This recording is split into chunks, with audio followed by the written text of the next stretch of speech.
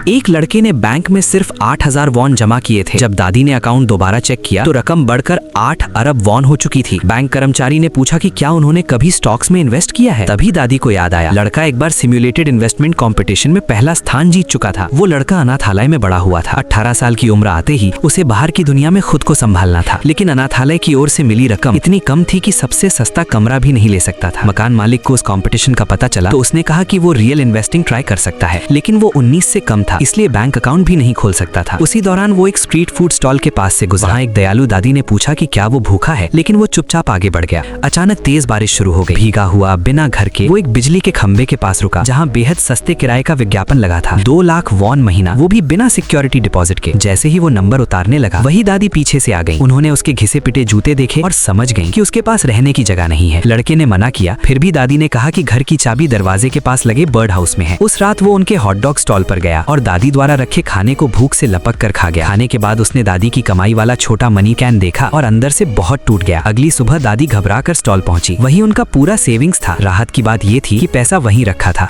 तभी लड़का आया और बोला कि पैसा बैंक में जमा कर देना चाहिए। दादी ने उसे 60 लेकर अकाउंट खुलवाया और जमा कर दिया। कार्ड भी उसी को पकड़वा दिया। वहां लगी इन्वेस्टमेंट एड्स देखकर उसने इन्वेस्टिंग शुरू कर दी। कुछ ही समय में 8,001 वॉन बढ़कर 8 अरब 1 वॉन बन गए। एक दिन एटीएम गया तो देखा कि अकाउंट खाली हो चुका है। वो दौड़ता हुआ दादी के स्टॉल पहुंचा और देखा कि दादी ने सारा पैसा अपने बेटे को दे दिया था। गुस्से में उसने दादी से पूछा कि उन्होंने उसके मेहनत के पैसे क्यों दे दिए। दादी दुख से अंदर गई और एक बैग लेकर लौटी, जिसमें वही सारा पैसा था। लड़का शर्म से भर गया और बैग लेकर भाग गया। स्टेशन पहुंचकर उसने सियोल का टिकट खरीदा। दादी उसके पीछे आ गई। उन्होंने उसके लिए नए जूते खरीदे और खुद पहनाकर बोली, अगर कल को बड़े आदमी बन जाओ, शादी वादी हो जाए तो मुझसे कांटेक्ट मत करना, ताकि मुझे अफसोस ना रहे। बुरी चीजों से मुकाबला मत करो, बस आगे बढ़ो। लड़के की आंखों में आंसू भर आए। पहली बार किसी ने उसे घर वालों जैसा प्यार दिया था। उसने उन्हें कसकर गले लगाया और बोला, अपना ख्याल रखना। वो भारी मन से सियोल चला गया। 15 साल बीत गए। कभी एक कमरा न ले पाने वाला लड़का अब करोड़ों की कंपनी का मालिक था। हिम्मत जुटाकर वो उसी स्ट्रीट फूड स्टॉल पर लौट आया, जहाँ से उसकी जिंदगी बदली थी।